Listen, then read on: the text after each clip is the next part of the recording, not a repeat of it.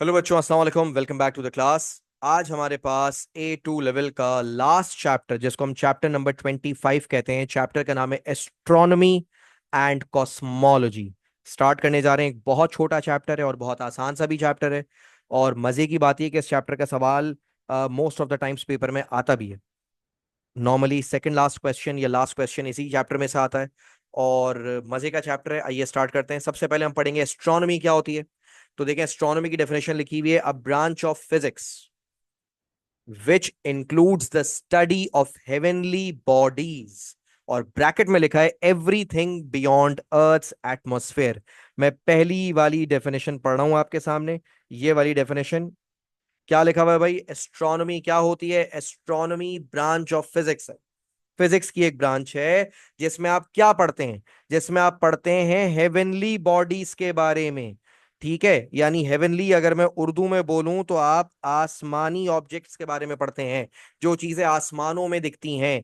इनके लिए एक और वर्ड इस्तेमाल होता है, बड़ा ही जबरदस्त वर्ड। आप इस चैप्टर में सेलेस्टियल बॉडीज के बारे में पढ़ेंगे। सेलेस्टियल बॉडी क्या होती है सर? हेवनली बॉडी क्या होती है सर? बेटा, हेवनली बॉडी या सेलेस्टियल बॉडी उसे कहते हैं जो आप आसमानों में देखते हैं। चांद देखते हैं आप? चांद कहां देखते हैं आप? आसमान में। चांद एक सेलेस्टियल बॉडी है। चांद एक हेवनली बॉडी है। सूरज देखते हैं आप? सूरज क्या है? आसमानों में ही दिखता है ना। सूरज एक हेवनली बॉडी है। प्लैनेट्स देखते हैं आप, दूसरे स्टार्स देखते हैं आप, गैलेक्सीज देखते हैं आप। यानी जैसे ही आपने आसमान की तरफ सर उठाया, आपको जो कुछ भी दिख रहा है वो हेवनली बॉडी है। अब बच्चों वाली कोई बात नहीं करना, सर कौवा उड़ के जा रहा है तो क्या कौवा भी हेवनली बॉडी है? जाहिर है नहीं। हेवनली बॉडी क्या है भाई? जो कुछ भी अर्थ के एटमॉस्फेयर के बाहर है। जो भी अर्थ के बाहर है और जिसको आप यहां से देख रहे हैं, that is a celestial body, that is a heavenly body. और उसकी पढ़ाई को आप बोलते हैं एस्ट्रोनॉमी। सर एस्ट्रोनॉमी तो समझ आ गया, जबरदस्त, जिंदाबाद। कॉस्मोलॉजी क्या होता है? काफी एस्थेटिक सा नाम है, कॉस्मोलॉजी। कॉस्मोलॉजी कॉस्मोस से निकला है। किससे निकला है भाई? कॉस्मोलॉजी कॉस्मोस से निकला है। कॉस्मोस का मतलब है हमारी यूनिवर्स, हमारी कायनात। कायनात को जानते हैं ना? हमारी कायनात, अरे अपनी कायनात यार, अपनी यूनिवर्स। ठीक है। क्या होती है कॉस्मोलॉजी? कॉस्मोलॉजी लिखा हुआ है a branch of astronomy. Okay. Cosmology astronomy की ब्रांच है which includes the study of origin and evolution of universe. यानी कॉस्मोलॉजी में आप क्या पढ़ते हैं? यूनिवर्स कैसे पैदा हुई, वजूद में कैसे आई, और यूनिवर्स कैसे कैसे इवॉल्व होती चली गई।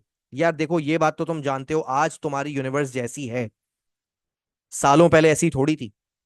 तुम्हें पता है, ये तुम्हें आगे जाके समझ भी आ जाएगा, लेकिन अभी पहले से बता देता हूं। एक एस्टिमेट किया जाता है हमारी यूनिवर्स, पता है कितने साल पुरानी है? हमारी यूनिवर्स 14 बिलियन ईयर्स ओल्ड है। 14 बिलियन ईयर्स ओल्ड है। तो एक बात बताओ, जब यूनिवर्स पैदा हुई होगी तब क्या ऐसी होगी जैसी आज है? नो। यूनिवर्स शुरू में ऐसी नहीं थी। यूनिवर्स शुरू में बहुत मुख्तलिफ थी। और आज वक्त के साथ साथ 14 अरब सालों के बाद यूनिवर्स इवॉल्व हो गई है। तो यूनिवर्स कैसे वजूद में आई और यूनिवर्स कैसे इवॉल्व होती जा रही है, इस चीज को आप कहते हैं कॉस्मोलॉजी। तो इसका मतलब, लॉन्ग स्टोरी शॉर्ट अगर मैं करूं, बेटा, एस्ट्रोनॉमी जो है, एस्ट्रोनॉमी ये ब्रांच है फिजिक्स की। एस्ट्रोनॉमी ब्रांच है फिजिक्स की। और कॉस्मोलॉजी ब्रांच है एस्ट्रोनॉमी की। फिजिक्स के अंदर पढ़ते हैं एस्ट्रोनॉमी, यानी हेवनली ऑब्जेक्ट्स की पढ़ाई, सेलेस्टियल ऑब्जेक्ट्स की पढ़ाई। और एस्ट्रोनॉमी के अंदर हम पढ़ते हैं कॉस्मोलॉजी। कॉस्मोलॉजी यानी एस्ट्रोनॉमी एक बहुत बड़ा सब्जेक्ट है। एस्ट्रोनॉमी के अंदर बहुत सारे डिपार्टमेंट्स हैं। उनमें से एक का नाम है कॉस्मोलॉजी। कॉस्मोलॉजी में आप पढ़ते हैं about the creation of universe, about the origin of universe and about the evolution of universe. तो पहले तो मुझे एक बात बताओ, एस्ट्रोनॉमी और कॉस्मोलॉजी की डेफिनेशन समझ आ गई? पक्की बात है? जल्दी से बता दो। एक थम्स अप दे दो, थम्स अप जल्दी से, give me a thumbs up, come on. क्या बात है भाई, जबरदस्त, बेहतरीन हो गया, जबरदस्त हो गया, जिंदाबाद हो गया। तो भाई देखें, एस्ट्रोनॉमी हमने पढ़ लिया, कॉस्मोलॉजी हमने पढ़ लिया। मजे की एक बात बताता हूं तुमसे, ना ही पेपर में एग्जामिनर पूछेगा एस्ट्रोनॉमी क्या होती है बताओ, ना ही वो तुमसे पूछेगा कॉस्मोलॉजी क्या होती है बताओ। ये दोनों डेफिनेशन ज्यादातर चांसेस यही है कि पेपर में नहीं आएंगी। तो सर जब ये पेपर में नहीं आएंगी, आपने क्यों पढ़ाई, क्यों चिपका दी हमें? बेटा देखो, जो चैप्टर पढ़ने जा रहे हो एस्ट्रोनॉमी एंड कॉस्मोलॉजी, अभी उनके नामों का मतलब तो पता होना चाहिए ना। हाँ, लेकिन जो अगली डेफिनेशन है, ओए होए होए होए होए, अगली डेफिनेशन तो बेटा पेपर में दर्जन के हिसाब से आई हुई है, किलो के हिसाब से आई हुई है। ल्यूमिनोसिटी पेपर में एक बहुत ज्यादा फ्रीक्वेंटली पूछी जाने वाली डेफिनेशन है। क्या होती है ल्यूमिनोसिटी? आइए ल्यूमिनोसिटी की डेफिनेशन पढ़ते हैं। लिखा हुआ है the total power output radiated by a star. Star क्या होता है आप जानते हैं? स्टार स्पेस में बर्निंग बॉल्स ऑफ गैसेस हैं, है ना, गैस के बड़े बड़े गोले हैं जो इनमें आग लगी है, जो सालों से जल रहे हैं। स्टार्स के अंदर न्यूक्लियर फ्यूजन रिएक्शन होता है। ये तमाम चीजें ओ लेवल की स्पेस फिजिक्स में आपने पढ़ा है। A2 के बच्चे को जाहिर है मैं ये थोड़ी बताऊंगा स्टार क्या होता है, पता है स्टार क्या होता है भाई? स्टार एक बर्निंग बॉल ऑफ गैस है, स्पेस में न्यूक्लियर फ्यूजन रिएक्शन हो रहा है उसके अंदर, जिसकी वजह से वो सालों से जली आ रही है, जली आ रही है, जली आ रही है ना भाई? अच्छा, अब उस स्टार से क्या एमिट हो रही है पता है? उस स्टार से एमिट हो रही है एनर्जी, उस स्टार से एमिट हो रही है power in the form of heat, in the form of light, है ना? आपके सूरज से आपको क्या मिल रहा है जल्दी बताइए भाई? सूरज है ना आपका, स्टार है ना आपका सूरज, क्या मिलता है आपको उसमें से? आपको उसमें से लाइट मिलती है, आपको उसमें से हीट मिलती है। तो ये लाइट, हीट, क्या है ये चीजें मेरे बच्चों? ये एनर्जी है। यानी आपके सूरज से क्या निकल रही है? दबादब दबादब दबादब दबादब, क्या निकल रहा है आपके सूरज से भाई? आपके सूरज से निकल रही है बेहतरीन करके बहुत सारी एनर्जी। और एनर्जी पर यूनिट टाइम को क्या कहते हो तुम? हाँ भाई, एनर्जी पर यूनिट टाइम को हमारी बिरादरी में, हम फिजिसिस्ट लोगों की बिरादरी में क्या कहा जाता है? एनर्जी पर यूनिट आओ। टाइम को कहते हैं पावर। पावर। तो इसका मतलब ये हुआ हमारे स्टार से मेरे बच्चों क्या निकल रही है? हमारे स्टार से निकल रही है बेहतरीन करके पावर। और उसी पावर को आप एस्ट्रोनॉमी की जबान में कहते हैं ल्यूमिनोसिटी।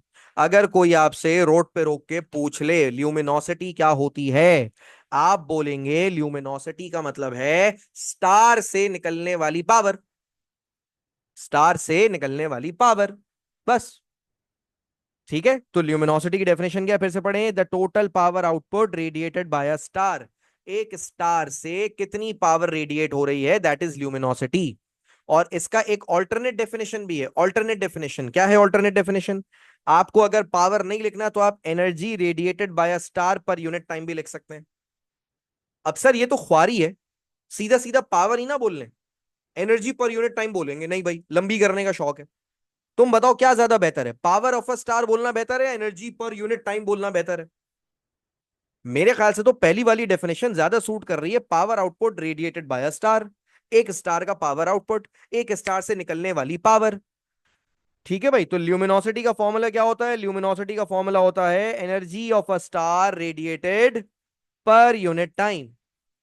अबे यार, जो पावर का फॉर्मूला होता है वही ल्यूमिनोसिटी का फॉर्मूला होता है। पावर का फॉर्मूला क्या है? Energy upon time. तो ल्यूमिनोसिटी का फॉर्मूला भी क्या होगा? Energy upon time. अच्छा, पावर का यूनिट देखो, एनर्जी का यूनिट होता है जूल, टाइम का यूनिट होता है सेकंड, और जूल पर सेकंड को हम कहते हैं वॉट। क्या कहते हैं जूल पर सेकंड को हम? वॉट। अबे तो ल्यूमिनोसिटी को भी किस में मेजर करोगे?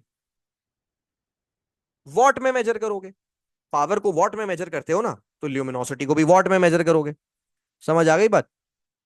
तो भाई फिर से सुन ले, अगर आपसे कोई रोड पे रोक के अचानक पूछ ले कि ल्यूमिनोसिटी क्या होती है, आप उसे सीना ठोक के बताएंगे कि ल्यूमिनोसिटी होती है स्टार से निकलने वाली पावर, स्टार से निकलने वाली पावर। समझ आ गई बात? हो गया भाई? अगर ये समझ आ गया तो एक थम्स अप चिपका दो जल्दी से। ओके, यहाँ पे हैंड रेस किया गया है, कोई क्वेश्चन पूछना है तो पूछना है बेटा, नो टेंशन।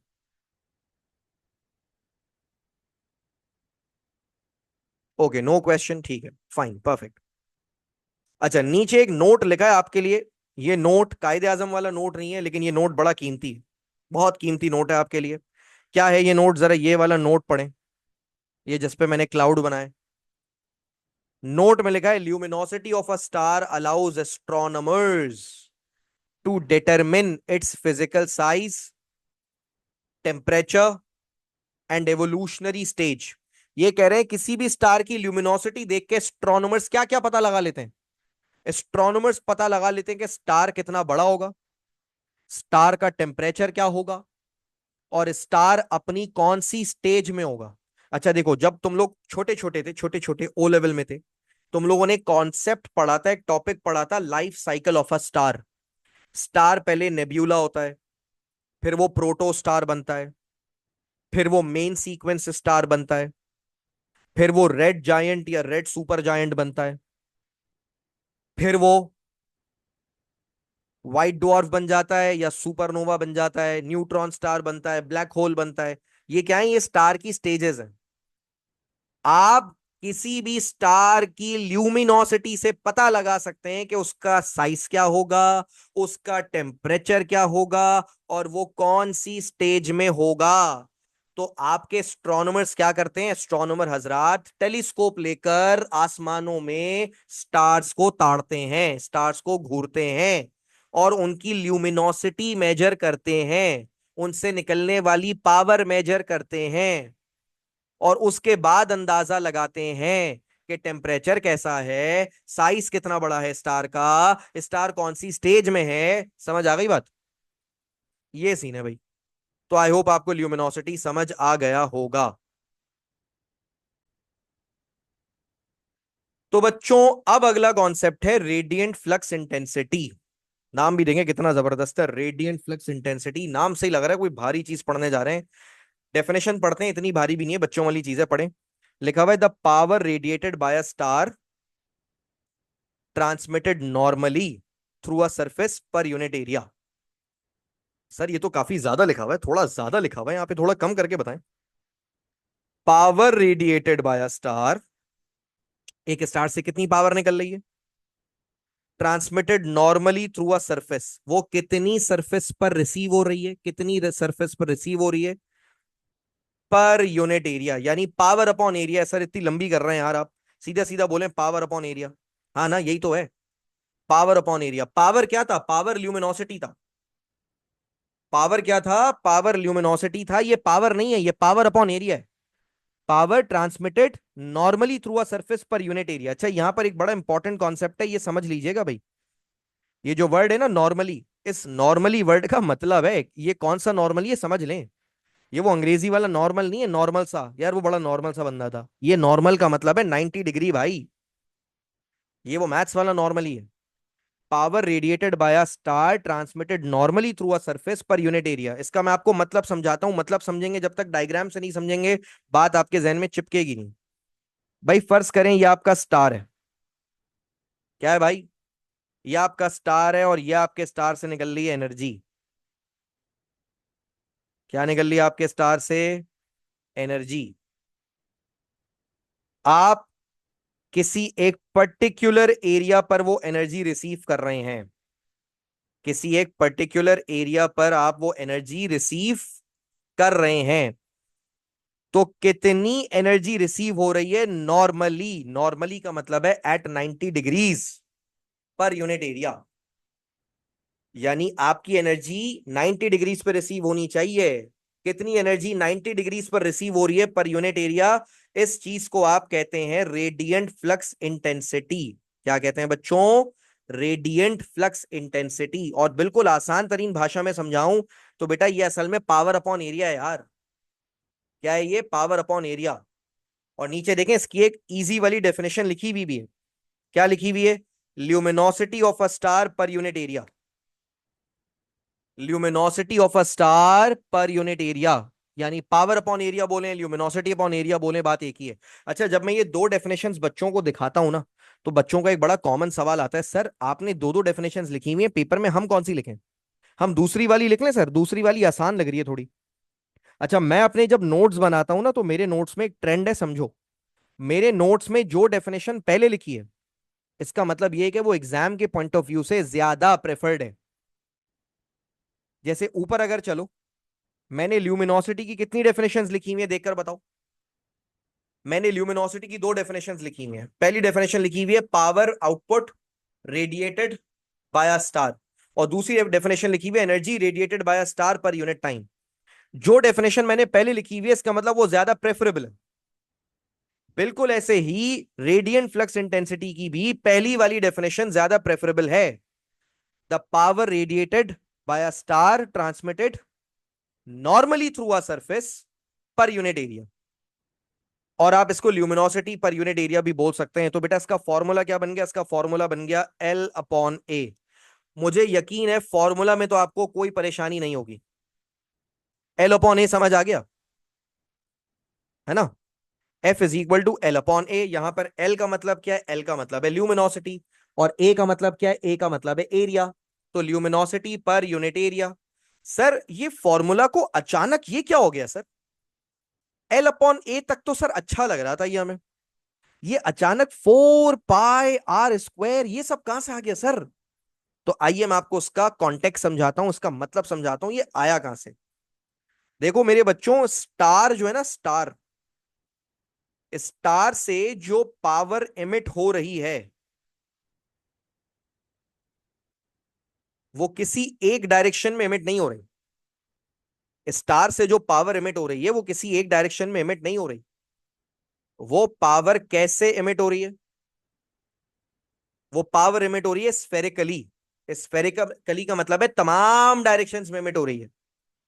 इसी वजह से हमने जब फॉर्मूला लिखा तो फॉर्मूला क्या लिखा? L अपॉन ए लिखा। अब देखो नेक्स्ट स्टेप में मैं क्या कर रहा हूं, L ऐसे ही रहने दो। एरिया की जगह देखो मैं क्या लिख रहा हूं, एरिया की जगह मैं लिख रहा हूं 4 पाई r स्क्वायर। बेटा देखो मैथ्स में तुमने पढ़ा है स्फेयर होता है, स्फेयर, स्फेयर का एरिया होता है 4 पाई r स्क्वायर। स्फेयर का सरफेस एरिया क्या होता है? 4 पाई r स्क्वायर। अच्छा कुछ बच्चे यहां पर गड़बड़ी कर देते हैं, उनको पाई r स्क्वायर में और 4 पाई r स्क्वायर में फर्क नहीं पता होता। तो बेटा A2 के बच्चे से वैसे तो मुझे ये उम्मीद नहीं है कि उनको ना पता हो, लेकिन अगर आप में से कोई ऐसा निकम्मा नालायक निकट्टू बैठा है तो वो सुन ले। पाई r स्क्वायर बेटा सर्कल का एरिया होता है, और 4 पाई r स्क्वायर स्फेयर का सरफेस एरिया होता है। तो मैं यहां पे स्फेयर की बात कर रहा हूं। समझ आ गई बात? ये सीन है भाई। चले भाई, तो फॉर्मूला बन गया 4 पाई r स्क्वायर, L अपॉन 4 पाई r स्क्वायर। जरा जल्दी जल्दी देखकर बताएं यहां पर इस फॉर्मूला में F का मतलब क्या है? इस फॉर्मूला में F का मतलब है रेडियंट फ्लक्स इंटेंसिटी। इस फॉर्मूला में L का मतलब क्या है? इस फॉर्मूला में L का मतलब है ल्यूमिनोसिटी। इस फॉर्मूला में R का मतलब क्या है? R का मतलब है distance from the star eight which flux intensity is measured. R distance है उस स्टार का और आपका। ठीक है, क्या मतलब है सर डिस्टेंस का और आपका? मैं आपको मतलब समझाता हूं। बेटा ये एक बार ये नोट पढ़ो, ये तुम्हें समझ आ जाएगा। अगर ये तमाम ये पूरा जो टेक्स्ट तुम्हारे सामने लिखा है ना, ये पूरा एक बार टेक्स्ट पढ़ो, नोट भी पढ़ो, नोट भी पढ़ो, और नीचे जो तमाम बातें लिखी हैं वो भी पढ़ो। मैं रिकॉर्डिंग पॉज कर रहा हूं इस वजह से, ताकि आप सुकून से पढ़ लें। एक बार आप सुकून से पढ़ें। पहले तो मैं बात करूंगा बच्चों नोट पे। नोट क्या है? नोट में लिखा है luminosity is power emitted by a star, flux intensity is power received by per unit area. Easy करके समझाता हूं बेटा, स्टार से जो निकला है वो ल्यूमिनोसिटी है। स्टार से जो निकला है ना, जो पावर निकली है, जो पावर वहां से चली है, वो ल्यूमिनोसिटी है। और तुमने अर्थ पर बैठकर जो पावर पर यूनिट एरिया रिसीव की है, तुमने अर्थ पर बैठकर जो पावर पर यूनिट एरिया रिसीव की है, वो फ्लक्स इंटेंसिटी है। समझ आ रही है बात? वहां से जो चला है ना, स्टार के पास से, स्टार से जो इमिट हुआ है वो ल्यूमिनोसिटी है। स्टार से जो पावर इमिट हो गई दैट इज ल्यूमिनोसिटी। तुमने अर्थ पर बैठकर जो पावर रिसीव की है ऑन अ पर्टिकुलर एरिया पर यूनिट एरिया, वो है रेडियंट फ्लक्स इंटेंसिटी। और इस फॉर्मूला की कुछ अजम्पशंस हैं, यानी ये फॉर्मूला बनाने के लिए आपने कुछ चीजें अज्यूम की हैं। क्या अज्यूम की हैं? पहली बात तो तुमने ये अज्यूम की है कि भाई स्टार की ल्यूमिनोसिटी कांस्टेंट है, यानी स्टार से जो पावर निकल रही है वो एक जैसी है, एक जैसी, चेंज नहीं हो रही। सर क्या रियल में भी ऐसा ही होता है? क्या रियल में भी ल्यूमिनोसिटी कांस्टेंट रहती है? नहीं बेटा, ये जरूरी नहीं है। रियल में स्टार की वक्त के साथ साथ ल्यूमिनोसिटी बढ़ भी सकती है, कम भी हो सकती है। अगर वो एक यंग स्टार है, वो ग्रो कर रहा है, वो मेन सीक्वेंस की तरफ जा रहा है, उसकी ल्यूमिनोसिटी बढ़ेगी। अगर वो एक डाइंग स्टार है, वो मर रहा है, तो उसकी ल्यूमिनोसिटी कम होती चली जाएगी। लेकिन इस फॉर्मूला में हम अज्यूम कर रहे हैं कि स्टार की ल्यूमिनोसिटी कांस्टेंट है। आपको पता है स्टार की जो मेन सीक्वेंस स्टेज होती है वो बहुत लंबी होती है, यानी बहुत लंबे दराज अरसे तक स्टार एक ही जैसी पावर रेडिएट करता रहता है। तो भाई आसान कर देता हूं, इस फॉर्मूला में बस आपने ये रट्टा मारना है कि यहां ल्यूमिनोसिटी कांस्टेंट है। दूसरी बात आपने एक और रट्टा मारनी है कि भाई जो पावर इमिट हो रही है वो स्फेरिकली इमिट हो रही है, हर डायरेक्शन में इमिट हो रही है। ऐसा नहीं है कि कहीं ज्यादा हो रही है कहीं कम हो रही है, यूनिफॉर्मली इमिट हो रही है।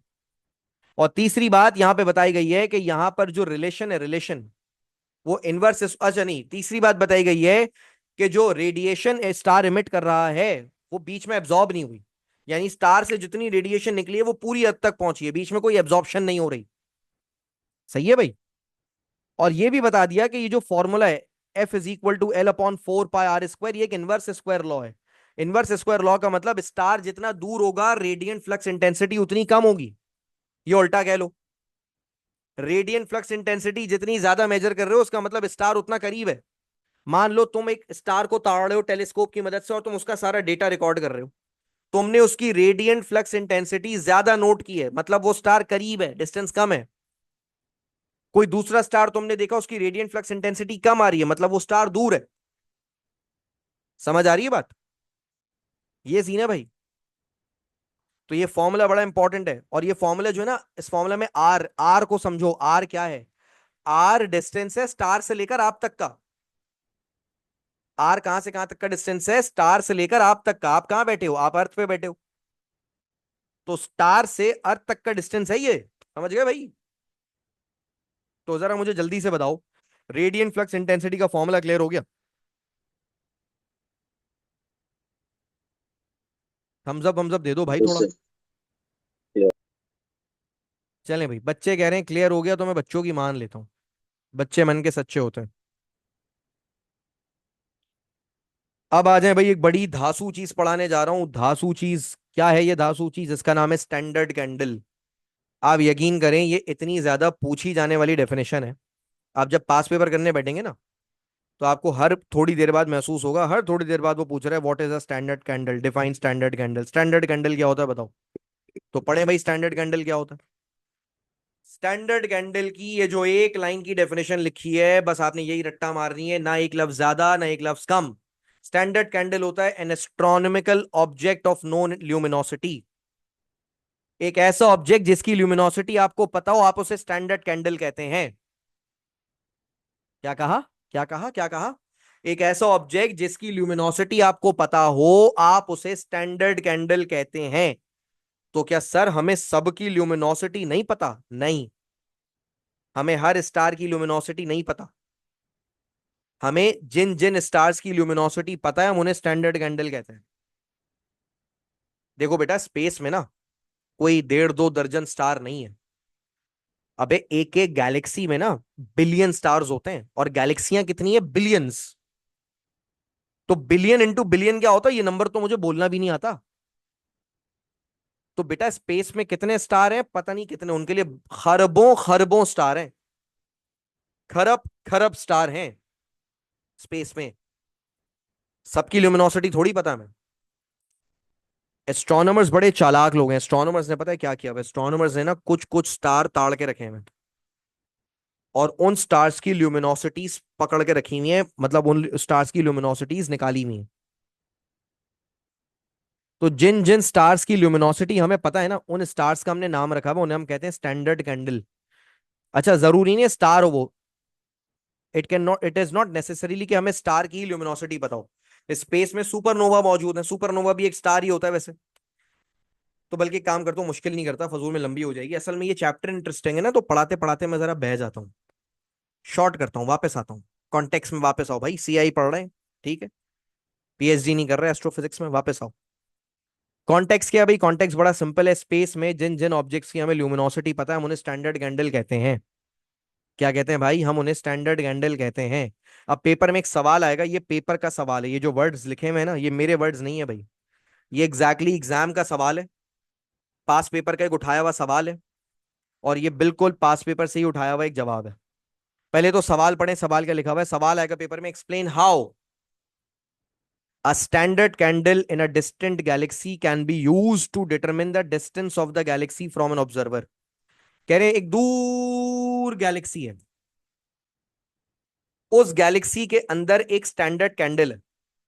क्या? क्या? क्या है उस गैलेक्सी के अंदर? उस गैलेक्सी के अंदर एक स्टैंडर्ड कैंडल। सर गैलेक्सियों के अंदर तो स्टार्स होते हैं। अबे तो स्टार है होते हैं ना। तो मैं क्या कह रहा हूं, उस गैलेक्सी के अंदर एक स्टैंडर्ड कैंडल है, मतलब एक ऐसा स्टार है जिसकी ल्यूमिनोसिटी हमें पता है।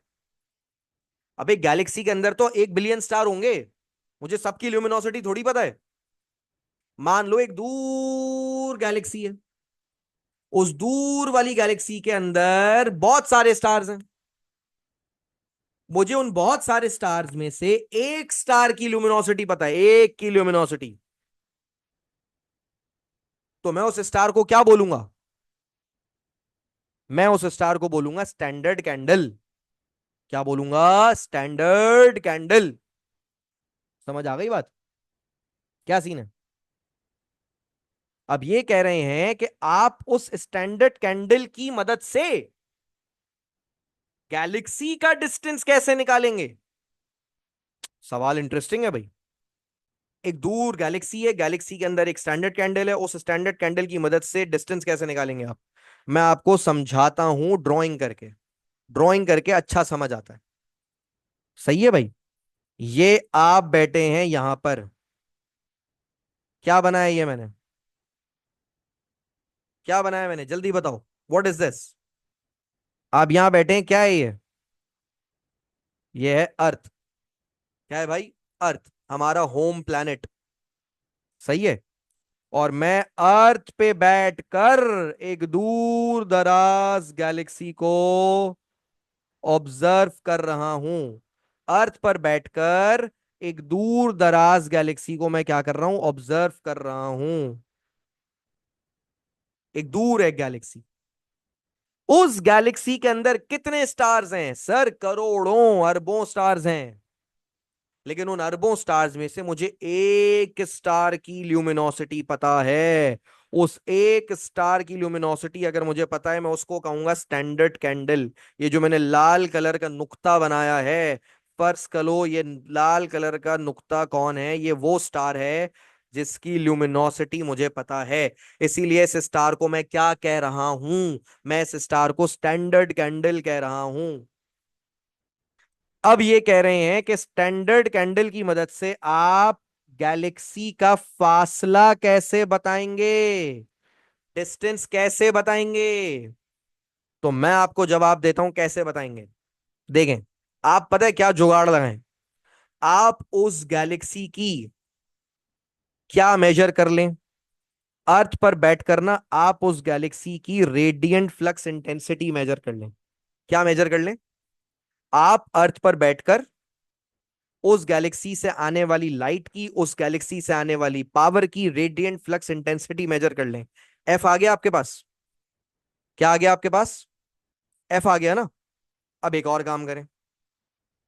दूसरा काम आपने ये करना है कि आपको उस स्टार की ल्यूमिनोसिटी पता होनी चाहिए। तो वो तो पहले से पता है, वो एक स्टैंडर्ड कैंडल है। तो स्टैंडर्ड कैंडल की ल्यूमिनोसिटी तो हमें पहले से पता है। तो आपको एफ भी पता है, आपको एल भी पता है। अब फॉर्मूला होता है F = L/4 पाई r²। अगर मैं आर को सब्जेक्ट बना लूं तो क्या मेरे पास आर आ जाएगा? क्योंकि मुझे एफ भी पता है, मुझे एल भी पता है। जल्दी बताओ, आ जाएगा ना? तो लो, बस हो गया जवाब। हो गया जवाब। तुम क्या बोलोगे? तुम बोलोगे सर हमें स्टैंडर्ड कैंडल की ल्यूमिनोसिटी पता है, रेडियंट फ्लक्स इंटेंसिटी हम मेजर कर लेंगे, फॉर्मूला लगाएंगे F = L/4 पाई r², उसमें से आर निकाल देंगे, आ गया डिस्टेंस। ये देखो मैंने जवाब लिखा हुआ भी है यहाँ पे। एक बार ये जो ग्रीन कलर से पूरा जवाब लिखा हुआ है, ये पूरा पढ़ो। ग्रीन कलर से जो पूरा जवाब लिखा हुआ है पढ़ो। पहले क्या लिखा है? पहले मैंने लिखा है भाई standard candle has no luminosity. पहले तो बता दिया स्टैंडर्ड कैंडल है तो ल्यूमिनोसिटी तो हमें पहले से ही पता होगी। अगर गैलेक्सी के अंदर स्टैंडर्ड कैंडल है तो उसकी ल्यूमिनोसिटी तो हमें पहले से ही पता होगी। एक नंबर आ गया ये बात बताने का। दूसरा, radiant flux intensity of that standard candle is measured by observer. हम क्या करेंगे? हम उसकी रेडियंट फ्लक्स इंटेंसिटी मेजर कर लेंगे अर्थ पर बैठकर। तो एल पता है, एफ पता है, 2 नंबर आ गए भाई। अब तीसरा नंबर कैसा आएगा? Using luminosity and flux intensity, distance can be measured by using the formula F = L/4 pi r²। अब जल्दी से बताओ ये समझ आया या नहीं आया? जल्दी से बताओ भाई, बट समझ आया या नहीं आया? क्वेश्चन, हाँ हाँ, सवाल है तो पूछें भाई। हम ये फ्लक्स डेंसिटी कैसे मतलब मेजर कैसे करेंगे, क्या अरे मतलब यार, ये बैटरी कितना से प्यारा मतलब सवाल पूछा डिस्टेंस इस नहीं बच्चे पता? ने। Very good. ये बच्चा बहुत अच्छा बच्चा है भाई। इस बच्चे ने एक सवाल पूछा। ये बच्चा उस्ताद की बातों पे ईमान नहीं ला रहा, ये सोच भी रहा है। मतलब ठीक है, आपको मेरी बात माननी पड़ेगी, लेकिन ये कह रहा है सर आप इतनी देर से कह रहे हैं यार अर्थ पर बैठकर फ्लक्स इंटेंसिटी मेजर कर लो, सर ये भी तो बताएं कैसे कर लो। अच्छा, मजे की बात बताता हूं। पहली बात, ये तुम्हारे सिलेबस में नहीं है कि रेडियंट फ्लक्स इंटेंसिटी मेजर कैसे होती है। ठीक है, लेकिन इतनी कोई मुश्किल चीज भी नहीं है। अबे भाई, एनर्जी रिसीव हो रही है ना, एनर्जी रिसीव हो रही है। तो एनर्जी रिसीव करने के लिए, पावर रिसीव करने के लिए हमने इंस्ट्रूमेंट्स बना रखे हैं बेटा, हमने मीटर बना रखे हैं। हमारे पास मीटर्स मौजूद हैं। समझ रहे हो? इनफैक्ट जो धूप से जो रोशनी आ रही है ना, जो धूप आ रही है, तुम उस धूप की भी इंटेंसिटी मेजर कर सकते हो मीटर रखकर। तो इस चीजों के लिए हमारे पास इंस्ट्रूमेंट्स, सेंसर्स, डिटेक्टर्स मौजूद हैं। तो वो जो मैं इतनी देर से कह रहा हूं ना कि आप अर्थ पर बैठकर रेडियंट फ्लक्स इंटेंसिटी मेजर कर लो, ये आप इंस्ट्रूमेंट्स की मदद से, डिटेक्टर्स की मदद से मेजर करेंगे। और वो आपके सिलेबस में नहीं है, आपको बस इतना पता होना चाहिए कि ये चीजें आराम से मेजर हो जाती हैं। समझ आ गई बात भाई? आई होप आपको ये ओके। समझ आ गया होगा। चलें भाई, तो ये वाला कॉन्सेप्ट भी अल्लाह का शुक्र है हो गया। अगला कॉन्सेप्ट है ब्लैक बॉडी रेडिएशन कर्व। एक काम करते हैं, ब्लैक बॉडी का टॉपिक अभी नहीं पढ़ते। Let's not talk about black body right now. Black body की बात हम करेंगे इस क्लास के पार्ट 2 में। जाहिर है मैं एक क्लास में पूरा चैप्टर थोड़ी पढ़ा सकता हूं। तो अभी मैं एक काम करता हूं, अभी जितना मैंने तुम्हें पढ़ाया है ना, मैं तुम्हें इसका थोड़ा सा पास पेपर भी तो दिखाऊं भाई। अच्छा, अब यहां पर कुछ बच्चे शिकायत करेंगे, सर आपने बोला था पास पेपर क्लास में कराऊंगा। बेटा क्लास में ही कराऊंगा, परेशान मत हो। ठीक है, लेकिन थोड़ा सा मुझे बताने तो दो कि पेपर में क्या आता है। सही है?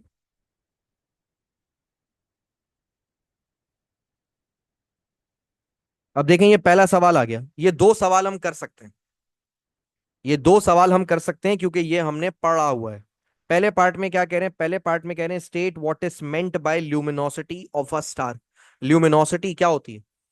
आप लिखेंगे द टोटल पावर रेडिएटेड, या पावर आउटपुट लिख लें तो ज्यादा बेहतर है। The total power output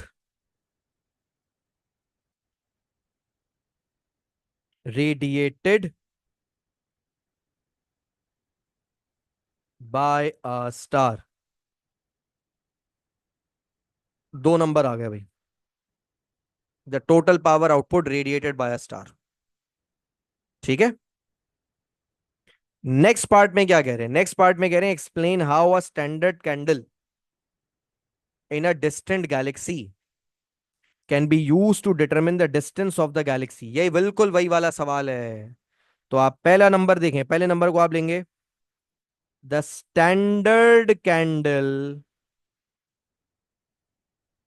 has known luminosity. पहले तो आपने ये बता दिया कि यार अगर उस गैलेक्सी के अंदर एक स्टैंडर्ड कैंडल है तो उसकी ल्यूमिनोसिटी हमें पहले से पता होगी, यानी एल आ गया, एल की वैल्यू आ गई। फिर आप बताएंगे the radiant flux intensity of that standard candle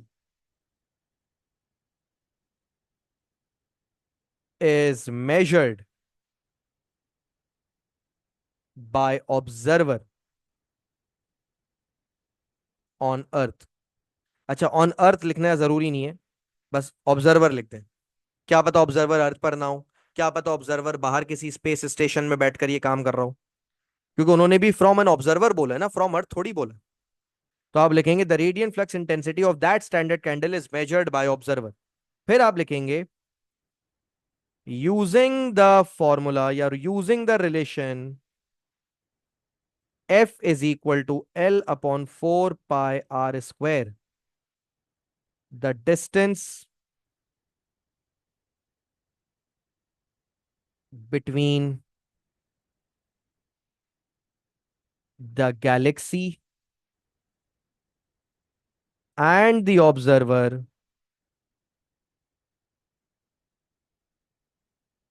can be determined. कैसा? हो गया, 3 नंबर आ गए। अगला पार्ट अभी मैं छुड़वा रहा हूं क्योंकि अभी मैंने आपको वो वाला पढ़ाया नहीं है।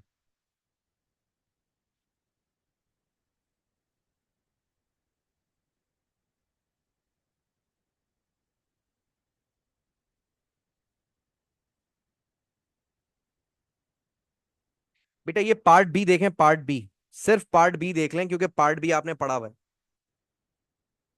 लिखा हुआ है a star of luminosity 3.8 10 power 31 what. ये आपको क्या दिया भाई? ये आपको ल्यूमिनोसिटी दी हुई is a distance of 1.8 10 power 24 metre from the earth. ये आपको डिस्टेंस दिया हुआ है, आपको एल की वैल्यू दे दी, आपको आर की वैल्यू दे दी। कह रहे हैं calculate the radiant flux intensity. बेटा एफ का फॉर्मूला होता है L/4 पाई r स्क्वायर, यानी 3.8 into 10 power 31 divided by 4 pi r square, यानी 1.8 10 पावर 24 का स्क्वायर। एफ का आंसर निकालने कैसे निकालेंगे बेटा?